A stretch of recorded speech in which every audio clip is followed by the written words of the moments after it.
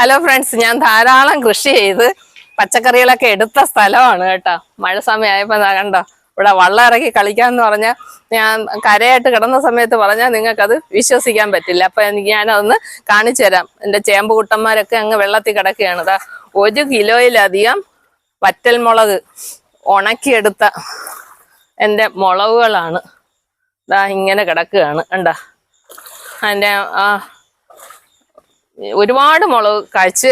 അപ്പൊ അങ്ങനെ നമുക്ക് അങ്ങ് കളയാൻ പറ്റില്ലല്ലോ. അതുകൊണ്ട് ഞാൻ ഇതിന് വിത്തെടുത്ത് അടുത്ത ഒരു രീതിയിൽ ഇവിടെ ഇനിയിപ്പം നടാൻ പറ്റത്തില്ലല്ലോ. ഇനി ഇത് ഓണമൊക്കെ നല്ല വെള്ളം വലിയണം, മഴക്കാലമൊക്കെ കഴിയണം, എങ്കിലേ നമുക്കത് ചെയ്യാൻ പറ്റുള്ളൂ. അതുകൊണ്ട് ഞാൻ അടുത്ത ഒരു ട്രിപ്പ് മുളക് എങ്ങനെയാണ് നട്ടേക്കുന്നതെന്നും കൂടെ നിങ്ങൾക്ക് കാണിച്ചു തരാം കേട്ടോ.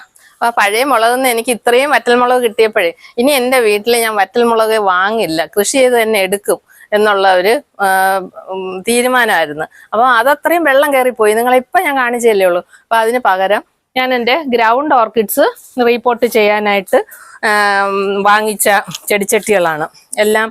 അതിനകത്ത് അതിന്ന് ഉള്ള മുളക് തന്നെ പറിച്ച് വിത്ത് പാകി പൊടിപ്പിച്ചെടുത്ത് ചെടിച്ചട്ടികളിലാക്കി. ഇതിൻ്റെ പോഷകാഹാരക്കുറവൊന്നും നികത്താനൊന്നും എനിക്ക് പറ്റിയില്ല. കാരണം തോരാത്ത മഴയാണ്, എന്തിട്ട് കൊടുത്താലും ഇങ്ങനെ ഡ്രെയിൻ ചെയ്ത് പോകുന്ന ഒരവസ്ഥയാണ്. ഇനി ഇച്ചിരി വെട്ടമൊക്കെ ആയിട്ട് വേണം ഇതിനെയൊക്കെ ഒന്ന് സംരക്ഷിച്ചെടുക്കാൻ. അത് വലുതായി വരുന്ന വീഡിയോ നിങ്ങളെ ഞാൻ കാണിക്കാം.